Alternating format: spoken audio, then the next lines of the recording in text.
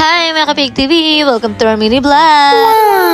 Kasakay tayo today sa bangka. Yan, kasama natin si Lucky One. Dahil papunta tayo dun sa kabilang ilog para silipin o tignan yung mga baboy na native na nandoon. Kung naglalandi na or kung pwede nang iiay or artificial insemination. Titignan natin kung pwede nang iiay yung mga baboy o yung mga inahing baboy kasi nga po ay hindi nila nabilang kung ilang days na naglalandi yung mga baboy. Kasi po kung sakaling naglalandi yung baboy is bibilangin natin kasi kung pang 3 days na and 4 days na nila naglalandi ay doon po tayo pwedeng mag-inject para makakuha talaga yung mga inahing baboy or yung mga nag-hit na mga baboy para talaga makakuha sila or mabuntis yung mga tuturukan nating mga baboy. And ayan, tinitignan ni Daddy kung talagang naglalandi na yung mga baboy. Bale, itong isa lang dito sa dulo, yung parang gustong-gusto na niya habang binabayo ni Daddy yung kanyang likuran. So, ibig sabihin, hit pa yung baboy. So, ang ginawa ni Daddy ay kumuha siya ng similya na i-inject natin sa kanilang naglalanding baboy. Kung mapapansin nyo, ayan, natatakot talaga yung baboy sa mga tao kaya lumayo kami. At nung lumayo kami, ayan, nanahimik yung inahing baboy dyan na iniiay ni Daddy. Pero may mga dumadaan-daan pa rin kaya yung baboy ay medyo magulo-gulo pa. Tapos na si Daddy mag-AI, hindi ko na na-video lahat ng process kasi nga natatakot yung baboy. And that's it for today. Bye!